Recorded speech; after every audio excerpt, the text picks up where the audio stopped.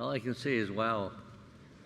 Now, I have a 45-minute speech here somewhere, but I don't know where. Oh, here it is. All right. Thank you all so very much for coming here. Thank you, Susie, for the wonderful eulogy that I've been looking at. It's sort of like Panasonic used to be, slightly ahead of its time. I don't plan to really, well, I won't really understand it, will I? No, but it's many years from now.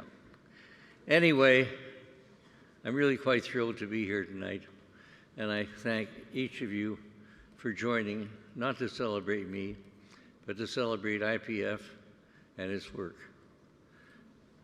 Rita talked about the reasons that I joined IPF. To tell you the truth, I was recruited.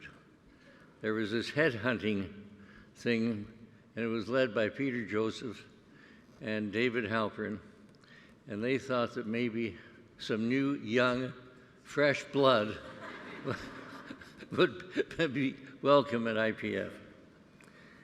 So after a number of conversations that Jeff Solomon, my dear partner and great friend, had with Peter and David, we did decide that the objectives of IPF were exactly the objectives that Jeff and I shared, and that yes, he in his way and I in my way could be of assistance in furthering the goals of this fine organization.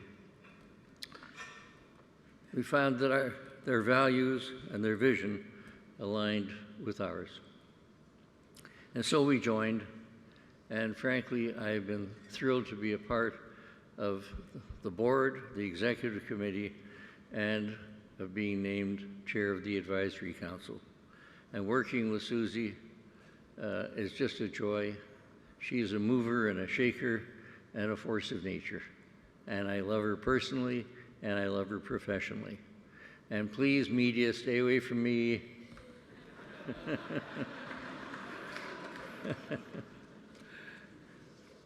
No, the question is, who exactly are we at IPF? Well, Susie mentioned it, Rita mentioned it, but I have to mention it again. We're a group of people dedicated to the two-state solution.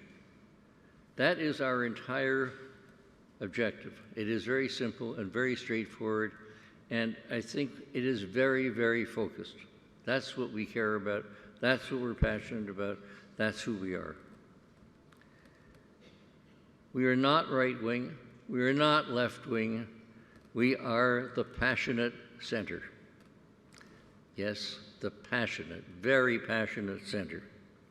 We're passionate about the Jewish people, all the Jewish people. And you'll see something interesting. I'm wearing two pins. I don't usually wear both of them. One is Canada, the Order of Canada. The other one is Honorary Citizenship of Jerusalem. And to me, they recognize the diaspora and Israel. And I think that one of the things that we must do in this life is come closer together. The abyss is growing and growing. It's wrong. It's wrong. What our forebears suffered like hell to do has been realized. We are now a great people. We're offering the world tremendous things, both in Israel and in the diaspora. We must come together as one unified people.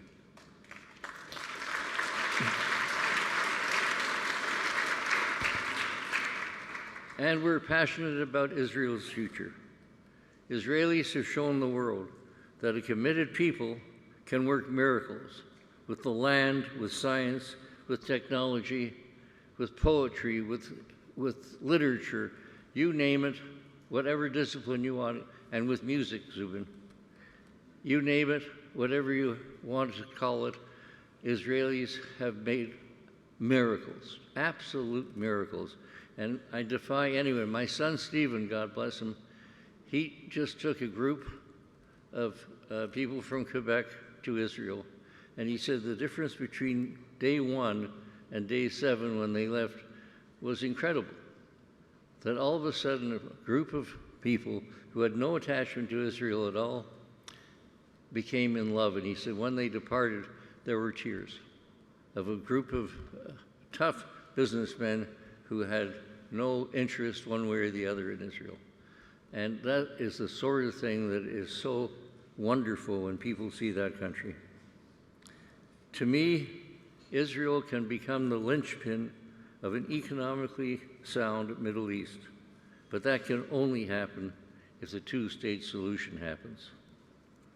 Now I've lost my piece of paper. People have been saying that we have to move on, that what I just said is a fantasy, that never can happen, that the two-state solution is old hat, and we now have to move on to something else. Well, what the hell are we going to move on to? I don't know. But I say this, we are one people. And if one loves Israel, the Jewish people, and has faith in the future for all of us, those in Israel and in the diaspora, then the two-state solution is no dream. It's realizable.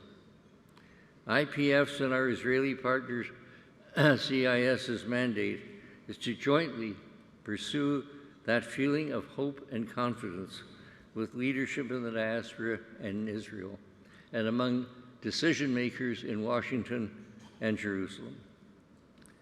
And with that, my grateful thanks to former Prime Minister Ehud Barak and Israel's still most decorated soldier, Commander-in-Chief and Commander and Chief of Staff of the Armed Forces in Israel, and former Jerusalem Bureau Chief of the New York Times and currently a senior editor at Bloomberg News, Ethan Bronner.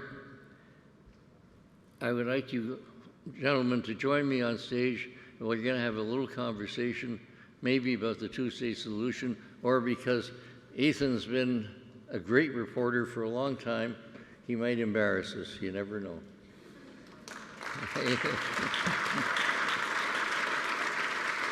He wants to be at the end.